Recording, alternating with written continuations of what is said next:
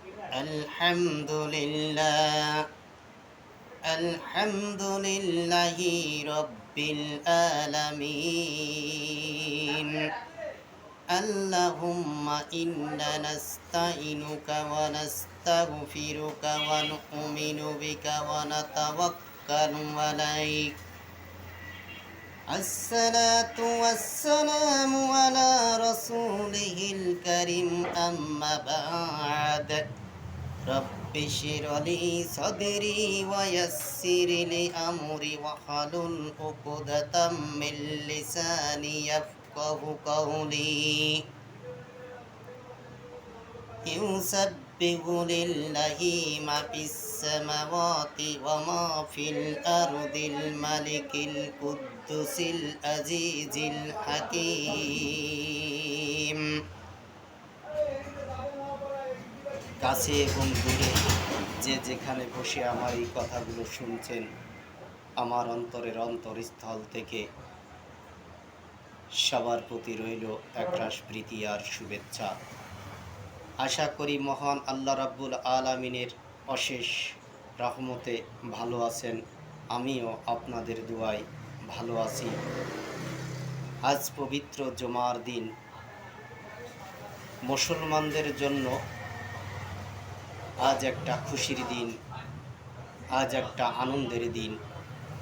এই দিনের ফজিলত, এই দিনের গুরুত্ব অপরিসীম, যা বলে শেষ করার মতো না। এই জুমার দিন সম্পর্কে কিছু কথা বলার জন্য আমি আপনাদের সামনে আজ উপস্থিত হয়েছি। আশা করি আল্লাহ যেন আমাকে কিছু কথা বলার তৌফিক দেয় এবং আপনাদেরও শোনার তৌফিক দেয়। এর জন্য মহান আল্লাহ রাব্বুল আলামিনের দরবারে আরও একবার শুকরিয়া আদায় করে বলি আলহামদুলিল্লাহ। তার শুরুতেই আমি পবিত্র কোরআনের ৬২ নম্বর অধ্যায় সূরাতুল জুমআ এর প্রথম আয়াত তেলাওয়াত করেছি। এই আয়াতের ভিতরে আল্লাহ রাব্বুল আলামিন বলছেন যে আসমান এবং জমিনে যারাই আছে তারা সবাই আল্লাহ রাব্বুল আলামিনের মহিমা জপ তপ করে। যিনি মহারাজাধিরাজ, পরম পবিত্র, মহাশক্তিশালী এবং পরম জ্ঞানী। আল্লাহ রাব্বুল আলামিন বলছেন, ইয়া আইয়ুহাল্লাযীনা আমানু ইযা নুদিয়া লিস-সালাতি মিন ইয়াউমিল জুমআতি ফাসআউ ইলা যিকরিল্লাহি ওয়া যারুল বাই' যালিকুম খায়রুল লাকুম ইন কুনতুম তা'লামুন।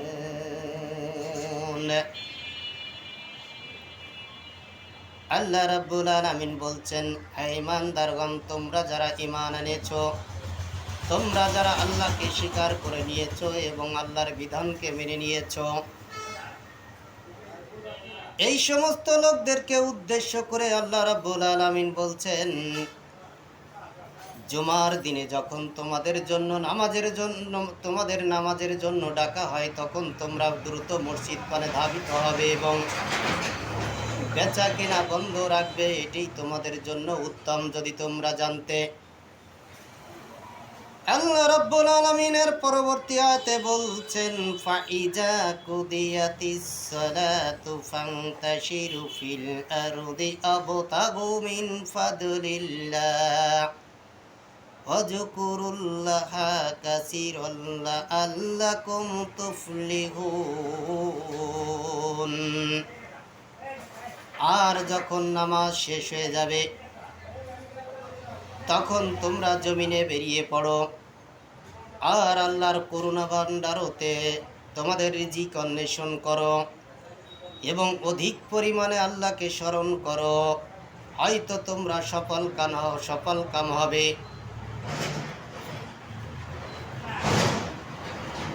আল্লাহ রাব্বুল আলামিন বলছেন, হে বান্দা, তুমি হয়তো বহুবার দোয়া করেছো আর এখন চুপ হয়ে গেছো। হয়তো কষ্টে এখন আর আমাকে ডাকতেও পারো না, কিন্তু আমি জানি তোমার এই নিস্তব্ধতা, এই নীরবতার মাঝেও তুমি আমার কাছে কি চাও।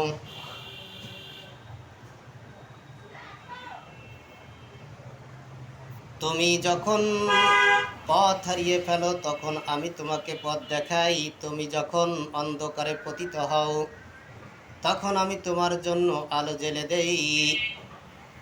বান্দা, তুমি চাইলেও আমি তোমার খবর রাখি, তুমি না চাইলেও আমি তোমার খবর রাখি, কারণ আমি তোমার দয়াময় মহান প্রভু আল্লাহ। আমি তোমার গোপন প্রার্থনাগুলো কখনো বৃথা যেতে দেয় না। আল্লাহ রাব্বুল আলামিন বলছেন, কত কেঁদেছ, কত চেয়েছ, তাও আমি তোমার দোয়া কবুল করিনি। মসজিদে বসে বসে দোয়া করেছ, রব্বানা জালামনা আনফুসানা ওয়া ইল্লাম তাগফির লানা ওয়া তারহামনা লানাকুনান্না মিনাল খাসিরিন। বিড়বিড় করে বলেছ, মসজিদের কোণে দু চোখের পানি ছেড়ে দিয়েছ। হ্যাঁ আমার বান্দা, তাও আমি তোমার দোয়া কবুল করিনি। মসজিদে বসে বসে কেঁদেছ, বাড়িতে বসে কেঁদেছ, রাস্তায় চলতে চলতে স্মরণ করেছ বান্দা, অতঃপর আমি তোমার দোয়া কবুল করিনি। আরো বলেছ, রব্বি ইন্নী লিমা আনজালতা ইলাইয়া মিন খায়রিন ফাকির। বান্দা, তোমার এই প্রত্যেকটা কথা আমি শুনেছি, তোমার এই প্রত্যেকটা কথা লিপিবদ্ধ করা আছে, কারণ আমি তোমার দুই কান্দে দুইজন পাহারা দিয়ে রেখেছি যারা তোমার প্রত্যেকটা কথা লিপিবদ্ধ করছে।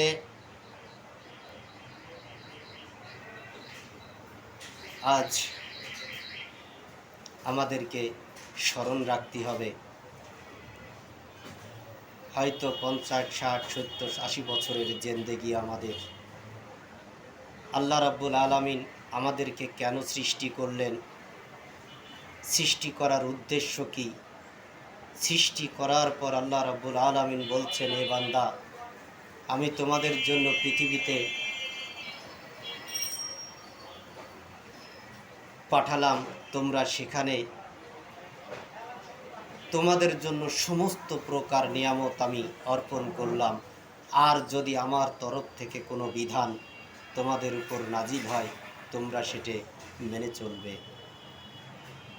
আল্লাহ রাব্বুল আলামিনের এই কথা যেন আমরা পালন করতে পারি এবং সমস্ত দুঃখ বেদনা যেন আমরা আল্লাহর কাছে অর্পণ করতে পারি।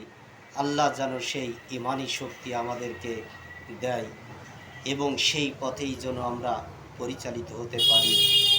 এই সংক্ষিপ্ত কথা বলে আজকে আমি এখানেই শেষ করছি। আমি আপনাদের কাছ থেকে বিদায় নেওয়ার আগে আল্লাহ রাব্বুল আলামিনের কাছে আমার পরম চাওয়া, আল্লাহ যেন আমাকে এই পথে সুপ্রতিষ্ঠিত করে এবং নামাজ কায়েম করতে পারি, এটা যেন আল্লাহ রাব্বুল আলামিন আমাকে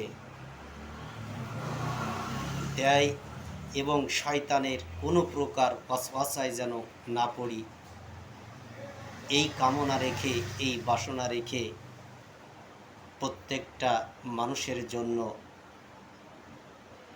আল্লাহ রাব্বুল আলামিনের বিধান মানার জন্য আহ্বান জানাবো। যারা আছেন, আমার এই কথাগুলোর ভিতরে যদি কোনো কিছু ভুল ত্রুটি থেকে থাকে তাহলে আমাকে ক্ষমা সুন্দর দৃষ্টিতে দেখবেন এবং আমাকে সাবস্ক্রাইব করবেন। আপনারা আমাকে উৎসাহ দেবেন যেন আমি আরও বেশি বেশি দ্বীন ইসলামের পথে এগিয়ে যেতে পারি, এই শুভকামনায় আজ এ পর্যন্তই। আগামীতে হয়তো আবার নতুন কোনো ভিডিও নিয়ে আপনাদের সামনে হাজির হব। ওয়া আখিরি দাওয়ানা আলহামদুলিল্লাহি রাব্বিল আলামিন। আসসালামু আলাইকুম ওয়া রাহমাতুল্লাহি ওয়া বারাকাতুহু।